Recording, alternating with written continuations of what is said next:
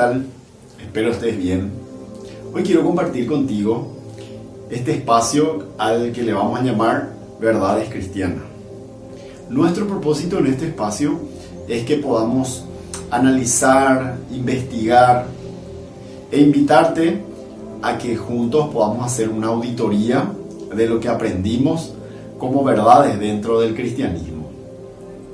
Surgen cuestiones como: ¿puedo entender a Dios o de Dios fuera de su manual de instrucciones?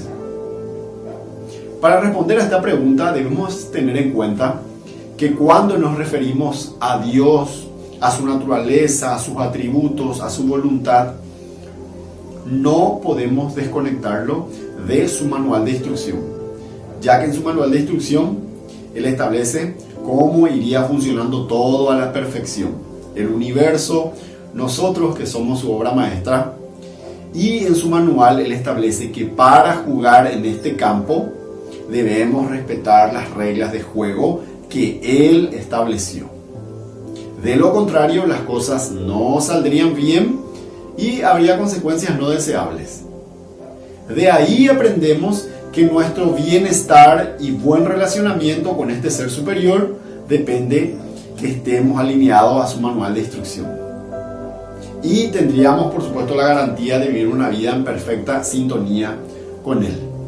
Siguiente pregunta: ¿se puede interpretar las Escrituras desde nuestro punto de vista y darle la aplicación que bien nos parezca?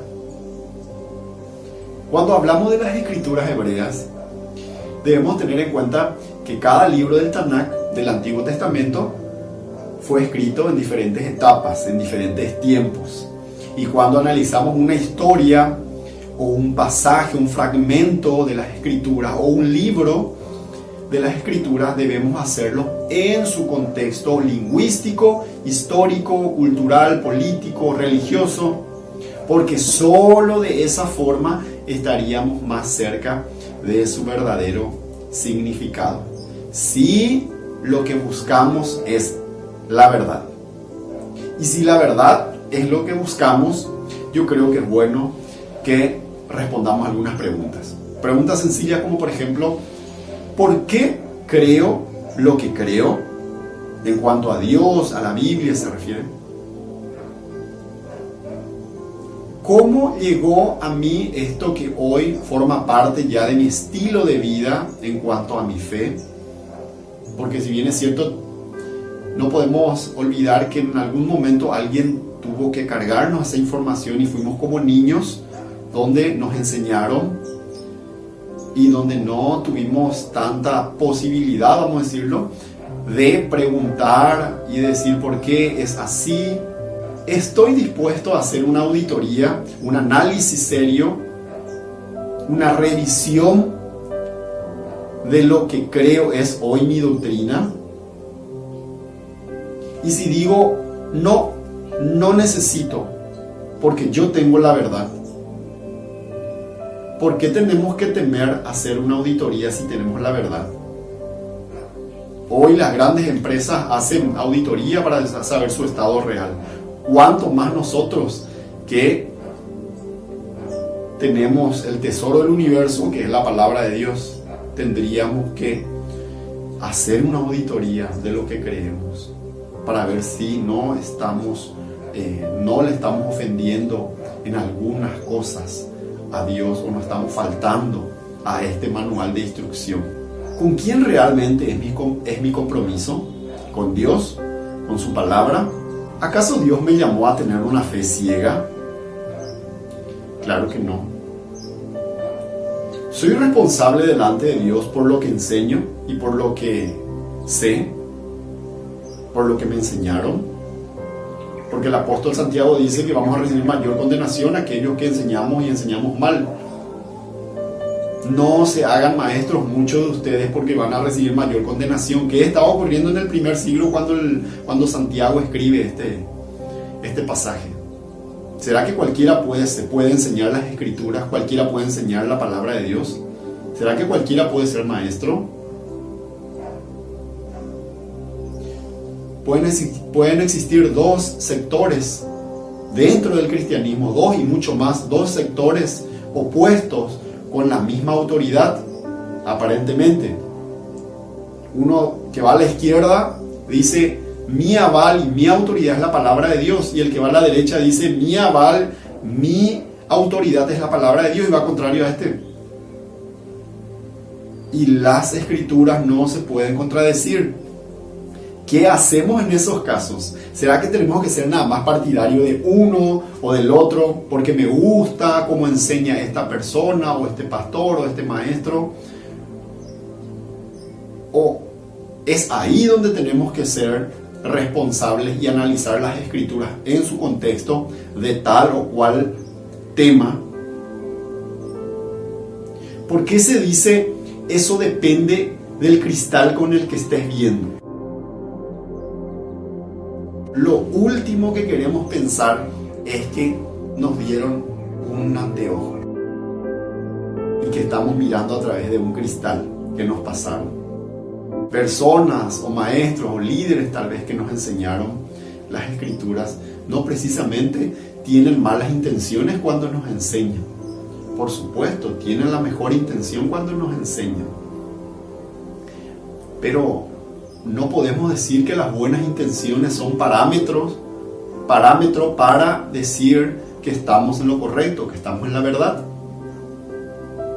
¿Cómo funciona un anteojo? Nos cuentan una verdad, una aparente verdad. Un anteojo también funciona de la siguiente manera: creemos algo o nos dicen algo y nosotros ya asumimos como una verdad, y después nos muestran en la Biblia y nosotros miramos en la palabra algo que ya asumimos como una verdad. Una de las pruebas, y aparentemente no tiene mucho sentido, es cuando nosotros, una de las pruebas que usamos anteojos dentro de nuestro cristianismo es cuando, por ejemplo, nosotros practicamos la fiesta, la Pascua.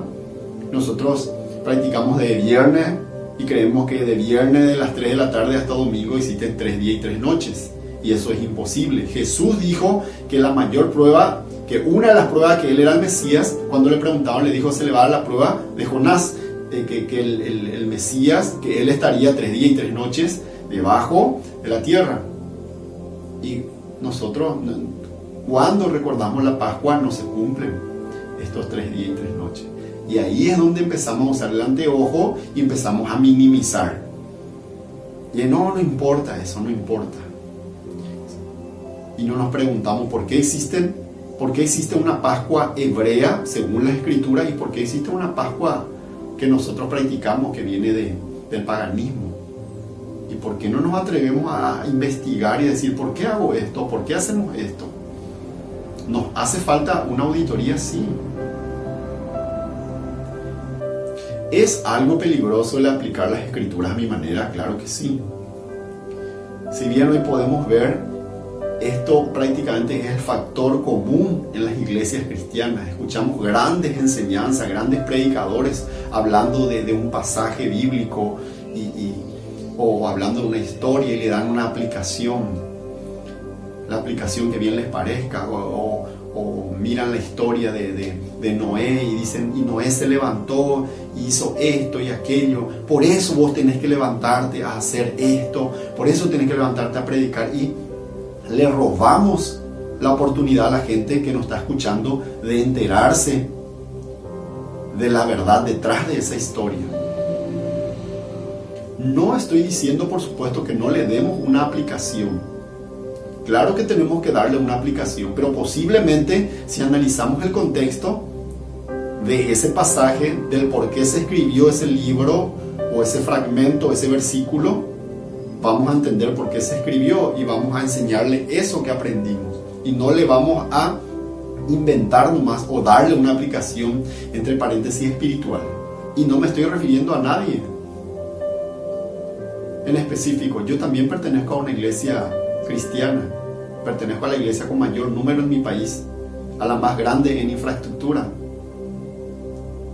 y tampoco estamos exentos de estos errores.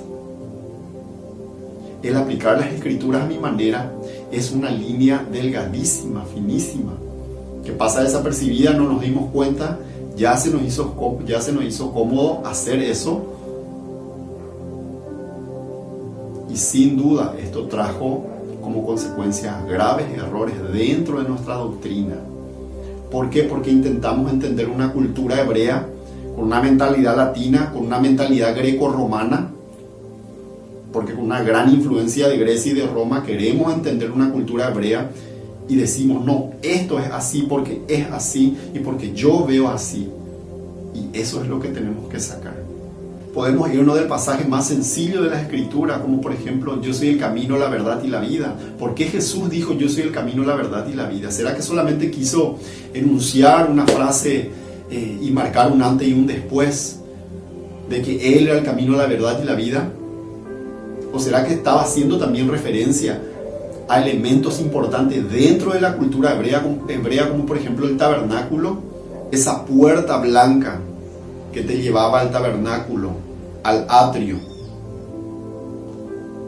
al lugar santo, que es la verdad, la vida, el lugar santísimo donde habitaba la Shekinah de Elohim. Camino, verdad y vida también representaba la Torá para un judío de la época que le escuchaba a Jesús. Por eso a veces le querían apedrear, porque la Torá era lo más sagrado para ellos. Por supuesto entendemos que Jesús es la palabra viviente de Elohim, el verbo hecho carne. También entendemos que Él es el camino para las ovejas perdidas de la casa de Israel. Ahí también encontramos una referencia importante, la casa de Israel. ¿Quiénes son la casa de Israel?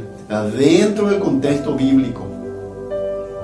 No podemos obviar estos detalles, estas referencias importantes, porque entonces tendríamos que sacar desde Isaías hasta Malaquías, que habla del reino dividido, y la intención del Padre siempre es unificar el reino, las 12 tribus, siempre. La casa de Israel, liderada por Efraín, fueron esparcidas a las 4 esquinas del mundo y nunca regresaron. Judá, con otras tribus, Judá y Benjamín, regresó del cautiverio de Babilonia. Por eso hoy tenemos el pueblo de Israel. Pero las 10 tribus nunca regresaron. Jesús dijo que su misión, una de las misiones más importantes era: no he venido sino a las ovejas perdidas de la casa de Israel. Y ahí podemos conectar con Ezequiel 37, con Isaías, con Jeremías, con Oseas. Todos los profetas escribieron en ese tiempo, y siempre la intención del Padre es unificar otra vez el reino. Inclusive en Hechos, cuando ya Jesús ascendía, él habla de eso. Le dicen, restaurarás el reino de Israel, le dicen, porque era la misión también del Mesías. El apóstol Pablo también habla de esto, de la unificación de ambos pueblos, hizo uno. Es importante la referencia, entender bien las referencias, sí. Las expresiones idiomáticas, entender en su contexto, son importantes. Y no me estoy refiriendo precisamente a las expresiones idiomáticas, como por ejemplo cuando nos enteramos de que cuando Pedro le negó a Jesús, no era un gallo de corral, un animal, que cuando le negó a Jesús. Nos enteramos que es una expresión idiomática. Cuando analizamos el contexto, en el contexto cultural. Porque hace rato hablamos y decíamos que para entender bien las escrituras tenemos que entenderlo en su contexto lingüístico, histórico, cultural, político. Si lo que buscamos es la verdad. Decía, no precisamente me refiero a este tipo de expresión idiomática, como enterarte que no era un gallo cuando Pedro le niega a Jesús, aunque tiene su grado de importancia también, porque estaba totalmente relacionado a las reglas del templo, porque no podía existir este tipo de animales en las inmediaciones del templo. Otra expresión idiomática también en el Antiguo Testamento, cuando David le dice a Urías que se vaya a su casa a lavarse los pies. y después no se quiso lavar los pies, y hasta podemos creer que David le asesinó porque Urías no se quiso lavar el pie. Pero lo que esta expresión idiomática hablaba, pero esto sí entendemos porque conocemos la historia, lo que esta expresión idiomática hablaba de que Urías tenía que tener relaciones sexuales con su esposa. Son importantes las expresiones idiomáticas, y entender en su contexto es importante. Las expresiones idiomáticas son como señales, y si las señales no entendemos bien, nos pueden llevar totalmente a otro lado. ¿Por qué dice no hay justo ni aun uno? Y después dice el justo por la fe vivirá. ¿O hay o no hay justo? ¿Qué significa la palabra justo o justicia en el original? Uno de los significados de la palabra justo o justicia en el original habla de personas que cumplen leyes divinas. ¿Qué es vivir por fe? Algo que de repente no se entendió bien también es cuando Jesús está con el ladrón en la cruz. Y cuando le dice, hoy mismo estarás conmigo en el paraíso. Y por error de traducción, tenemos un error de interpretación. Porque debemos entender que en el original no tenían las puntuaciones que hoy tienen nuestras Biblias, las puntuaciones y los subtítulos. Y la coma se colocó mal ahí. Y no precisamente el ladrón estaba con Jesús ese día, sino le dijo, hoy te digo que estarás conmigo en el paraíso. Y de eso se desprende también otra enseñanza, que no tiene mucho anclaje bíblico. Cuando alguien parte a la eternidad, inclusive para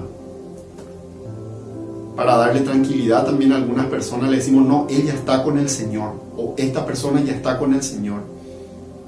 Y si estudiamos las Escrituras, nos damos cuenta que el único que entró al cielo es Jesús.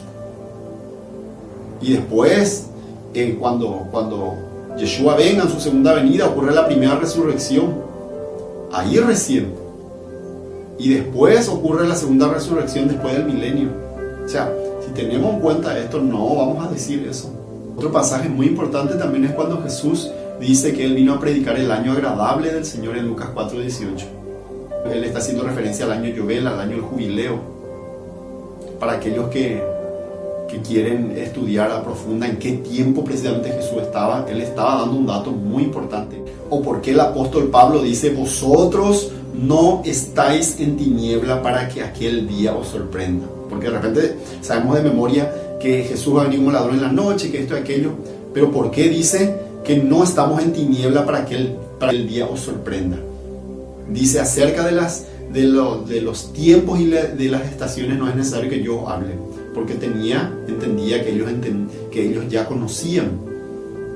Pero ¿qué es lo que conocían?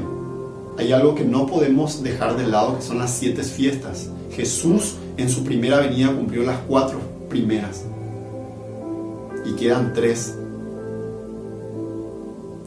A Jesús no podemos separarle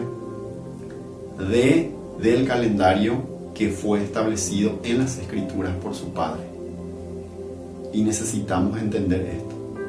¿Cuándo entendemos esto? Claro, no, en ocasiones puede que nos despertemos en una realidad no tan agradable, porque no es lo que nos vendieron. Porque cuando estudiamos la Escritura en su contexto nos vamos a dar cuenta de muchas verdades. Debemos tener en cuenta que cuando estudiamos las Escrituras, la regla más básica es no agregar y no sacar. Y cualquiera me va a decir, no, pero yo no voy a hacer eso.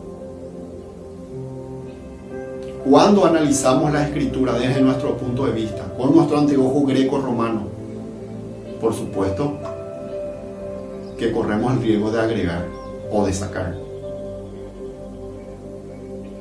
La regla más básica es no agregar y no sacar. Está desde el Pentateuco y también hasta Apocalipsis, que no podemos agregar ni sacar. Y a este punto quería llegar. Jesús, en armonía con su Padre y con los profetas, Jesús decía que el desconocimiento viene, que el error viene por el desconocimiento. Le decía a los entendidos de la época, a los fariseos, a los eruditos bíblicos de la época, le decían que el desconocimiento trae el error, que que el error viene por el desconocimiento. ¿Por qué dio en armonía con su padre? ¿Por qué? Porque en Oseas 4:6 dice: mi pueblo perece porque le faltó conocimiento. Y Jesús en Mateo 22:29 dice: ustedes yerran porque desconocen las escrituras. Desconocen dos cosas: las escrituras y el poder de Dios. Las dos cosas deben ir juntas. Y en Oseas 4:6 dice: mi pueblo perece porque le faltó conocimiento. ¿Es importante el conocimiento? Es importante el conocimiento. Porque si Jesús dice que el error viene por el desconocimiento, tendríamos que abrazar el conocimiento. Cuando leemos Oseas 4:6, de repente no sabemos de memoria esa frase: mi pueblo pereció porque le faltó conocimiento. Y después más abajo dice: por cuanto desechaste el conocimiento, yo también me voy a olvidar de tus hijos. Y te olvidaste de la ley de tu Dios. Cuando vivimos en la ignorancia, cuando vivimos en el desconocimiento de la palabra de Dios, tarde o temprano después dejamos de lado el estudio de la palabra. Increíblemente, Oseas, ¿a quién le estaba diciendo esto? A la casa de Israel, a Efraín.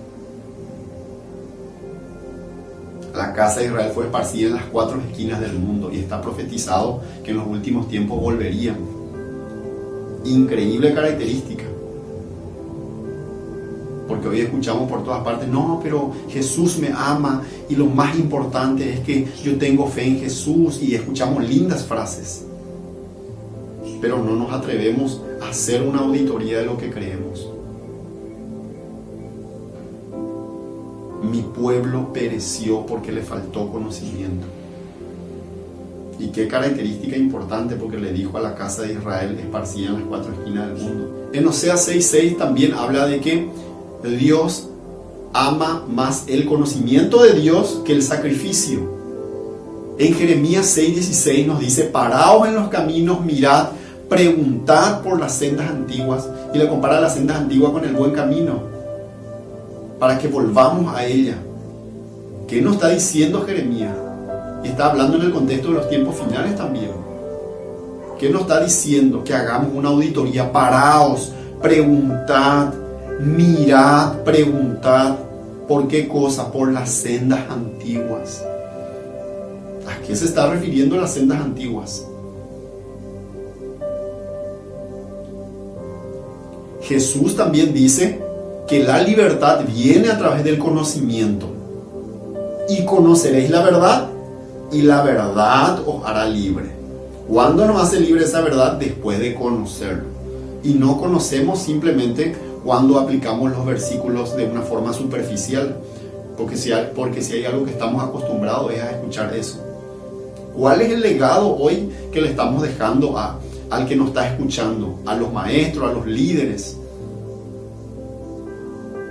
Porque si bien es cierto, el alumno se parece al maestro, y a veces aprendemos, inclusive escuchamos los mismos errores cuando se aplica ciertos pasajes. Y Jesús, si tenemos en cuenta el consejo que nos dio Jesús, tendríamos que tomar el consejo y dejar de escudarnos detrás de la ignorancia.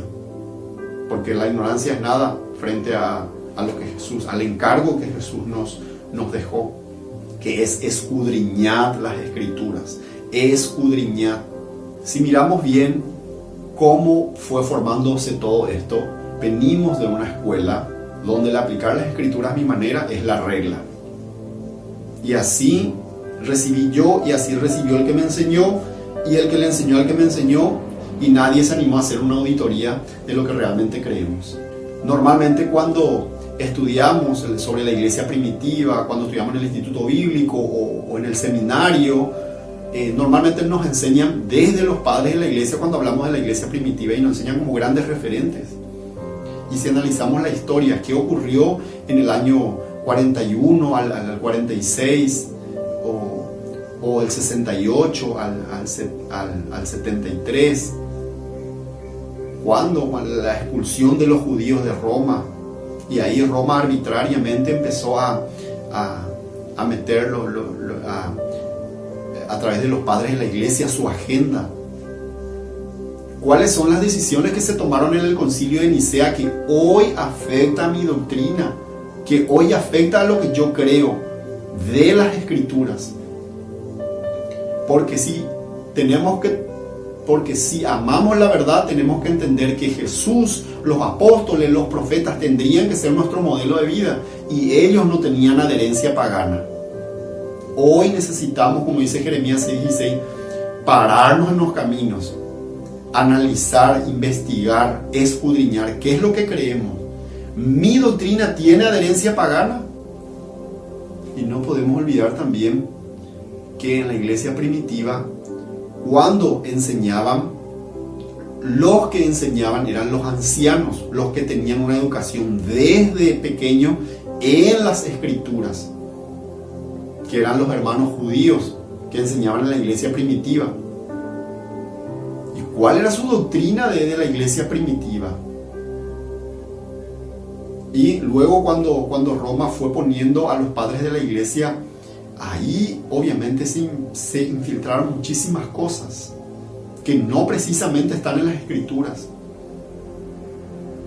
¿Acaso no caímos en el error de que en donde Dios le dice a su pueblo, cuando entres y conquistes las tierras, no sean trampados en mirar como ellos adoraban a sus dioses y quieras ofrecerme eso a mí? No me ofrezcas a mí, le dice en Deuteronomio 2, en Deuteronomio 4. No me ofrezcas a mí. Cuando entendemos estas cosas, cuando analizamos estas cosas, lo que nos puede pasar es o dejamos de ser sinceros y no le contamos a la gente la verdad, o abrazamos una verdad y le contamos la verdad a la gente. Necesitamos volvernos a las Escrituras, como en la iglesia primitiva. Y termino con esto, la estrategia del Edén. El enemigo desde el principio, su mayor atentado fue contra la palabra, contra la instrucción de Dios.